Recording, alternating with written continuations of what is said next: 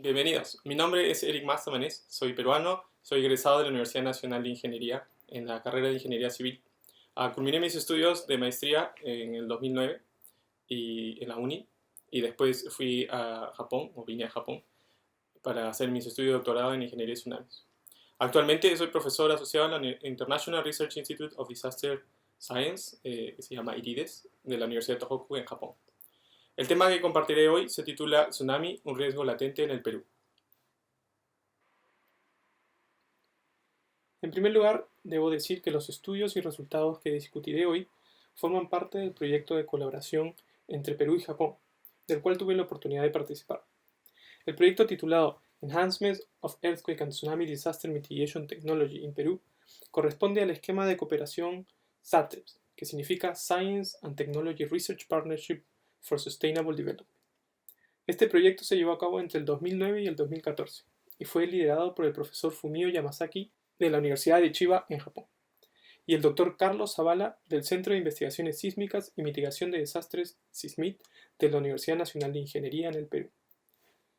Como se puede apreciar en este esquema del proyecto, con énfasis en la organización de la parte japonesa, el proyecto SATRES Perú responde a las necesidades de desarrollo de investigación, implementación de nuevas tecnologías y transferencia de conocimientos en lo referente a sismos y tsunamis. Debido a mi afiliación a la universidad y a mi especialidad en ingeniería de tsunamis, tuve la oportunidad de participar en las actividades de investigación de la parte japonesa desde la Universidad de Tohoku. En este esquema ahora se explica las actividades e interacción entre las temáticas y los grupos de investigación del proyecto.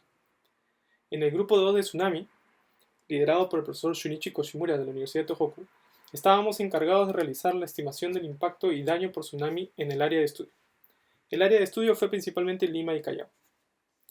Entonces, utilizando los escenarios sísmicos probables estimados por el grupo 1 del proyecto y los datos batimétricos actualizados y proporcionados por la Dirección de Hidrografía y Navegación de la Marina de Guerra del Perú, la propagación del tsunami y su alcance en la costa fueron calculados utilizando modelos numéricos y simulaciones en computador. El resultado del mapeo del peligro fue cruzado en el inventario de edificaciones, elaborado como parte de las actividades de los grupos 3 y 4, para estimar los daños por tsunami a las edificaciones. Finalmente, desarrollamos modelos basados en agentes para estimar las pérdidas humanas durante una evacuación por tsunami, y así discutir las medidas de mitigación posibles que conlleven a salvar el mayor número de vidas en caso de un terremoto y tsunami de gran magnitud. Todo este diagnóstico y propuestas fueron sintetizados por el quinto grupo en los reportes finales del proyecto. En esta oportunidad solo compartiré una pequeña parte de las actividades y resultados obtenidos en el proyecto. Sin embargo, mayor información puede obtenerse en la página web del proyecto que se muestra aquí. Entonces, para concentrarnos en el tema de tsunami y el riesgo del mismo en el Perú, iniciaré esta presentación con una breve introducción de lo que es un tsunami y de la ocurrencia de estos en la costa peruana. En esta animación, como muchas de las que pueden encontrar disponibles en la web, se observa el movimiento de dos placas tectónicas. Para el caso de Perú, si pensamos de sur a norte, la placa de la derecha es la placa de Nazca y la de la izquierda la placa sudamericana. Se sabe que una subduce o se hunde bajo el borde de la otra en una línea llamada la fosa oceánica. Este proceso genera fricción y acumulación de energía en los bordes de las placas, la cual al liberarse en forma de ondas sísmicas produce el sacudimiento de la Tierra, y lo que conocemos como sismo o terremoto. Ya que esto ocurre en una zona marítima, la masa de agua que está encima es perturbada, y para recobrar su equilibrio, propaga varias ondas, principalmente en ambas direcciones perpendiculares a la fosa. Por razones didácticas, aquí observamos solo una onda propagándose. Sin embargo, un tsunami se manifiesta como un grupo de ondas. Las ondas propagadas viajan a gran velocidad en alta mar y a medida que llegan a la costa pierden velocidad y ganan altura. Entonces, ya que un tsunami se origina en la mayoría de los casos debido a un sismo en el océano, veamos un resumen de los principales sismos en la costa peruana. En este gráfico se observa la distribución de sismos a través de los años, ubicados según su latitud. Recordemos que un sismo es la ruptura de un área en contacto entre las dos placas, por lo tanto todo sismo tiene una longitud y un ancho aproximado. Según los documentos disponibles, se conoce con certeza de sismos de gran magnitud a partir de la ocupación española. Esto no significa que no hayan existido terremotos anteriormente. Simplemente, con la llegada de los españoles, la escritura y documentación de eventos era más común y mejor preservada. Si nos concentramos en estos eventos, podemos observar algunas características interesantes. El norte del Perú posee pocos eventos de gran magnitud ubicados en zona oceánica. La zona central del Perú es una de las más activas con el terremoto de 1746 entre los más grandes. Un gran silencio sísmico se observó entre 1746 y 1940. Desde 1940, una serie de sismos importantes se ocurrieron, sin embargo, menores al de 1746. Esta zona centro es la más compleja en cuanto a la recurrencia de sismos. El sur del Perú posee actividad sísmica regular con eventos grandes como el de 1868. Un evento similar al de 1868 no ha ocurrido desde entonces, y fuera del terremoto del 2001 en Arequipa y del 2014 en Iquique, la energía sísmica sigue acumulándose. Algunos estudios sugieren la probabilidad de ocurrencia de un gran sismo frente a Lima.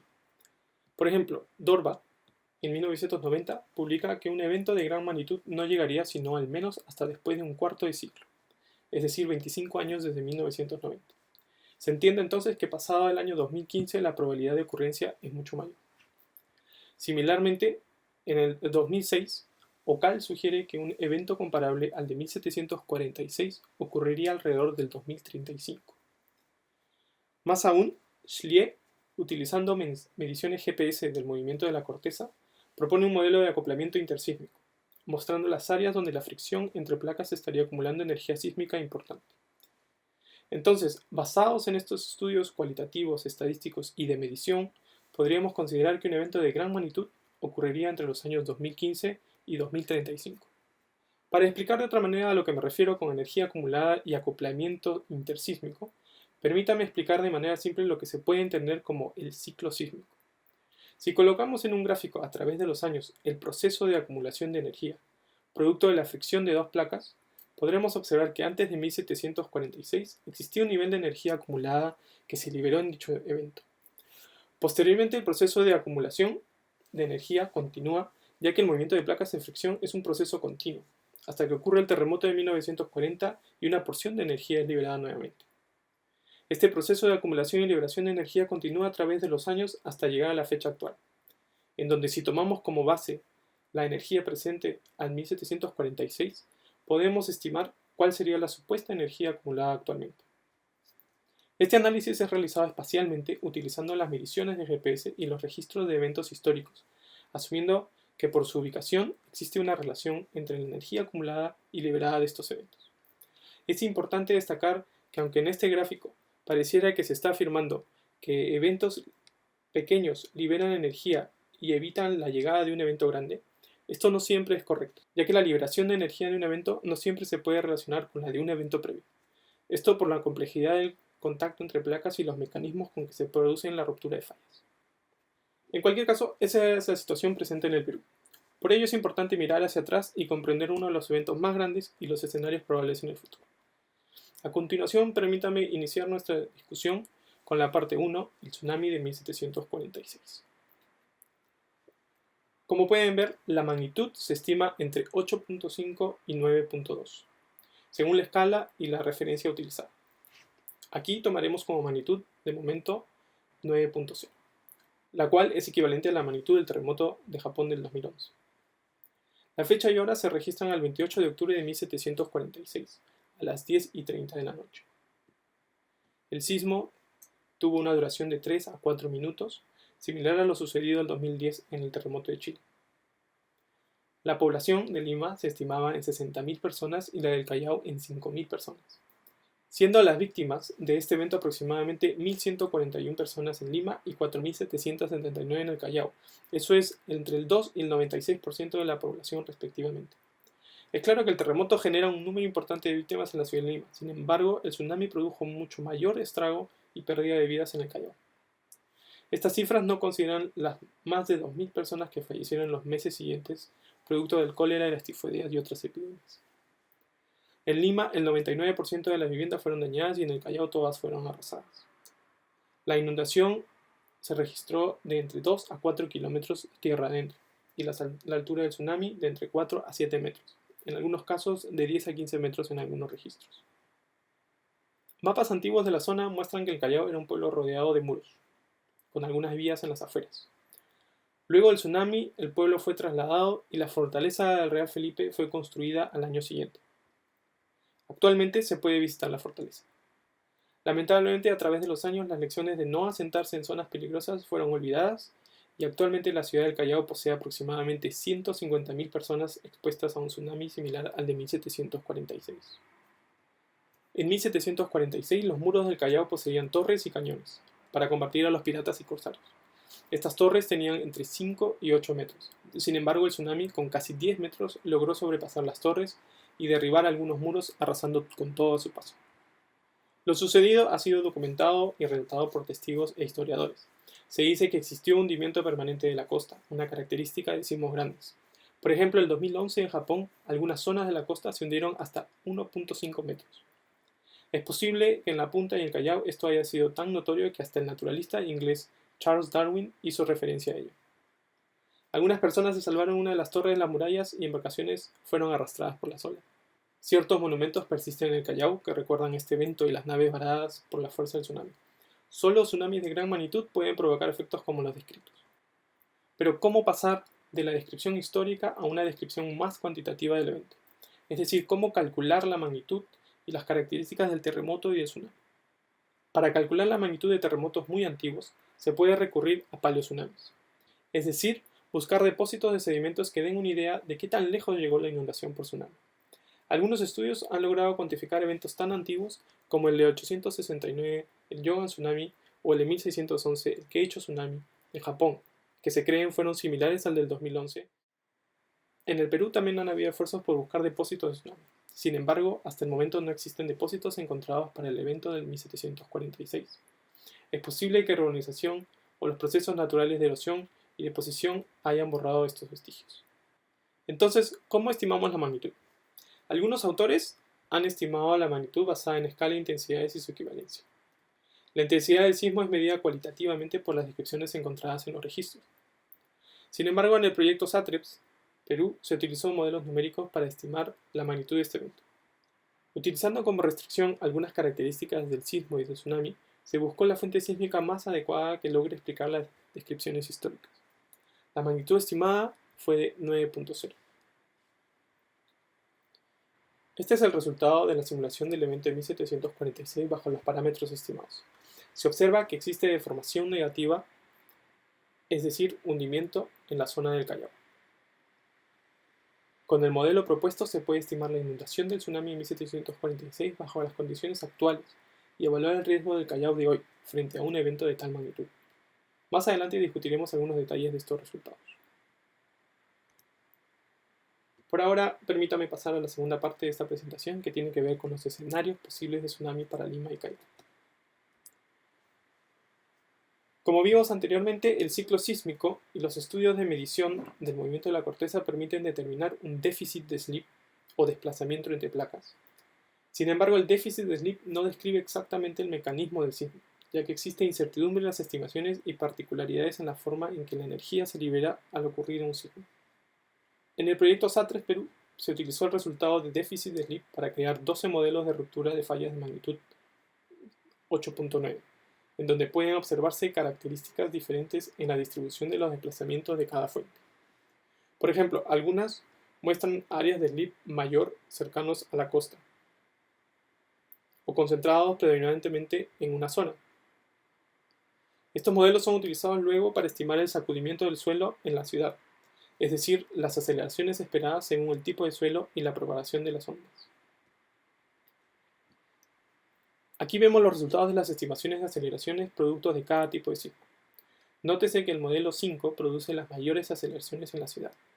Luego de que el estudio de acoplamiento intersísmico haya permitido la creación de escenarios sísmicos, nuestro grupo estudió la simulación numérica de los tsunamis producidos por cada fuente sísmica.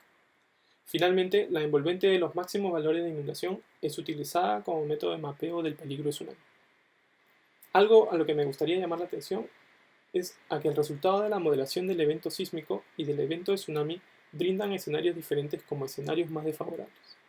Es decir, el sismo más intenso, en este caso el modelo 5, no necesariamente genera el tsunami más grande, que en este caso fue el modelo 4. Esto es importante porque pareciera lógico esperar una correlación directa entre sismo y tsunami. Sin embargo, esto no siempre sucede ya que los mecanismos de generación son distintos.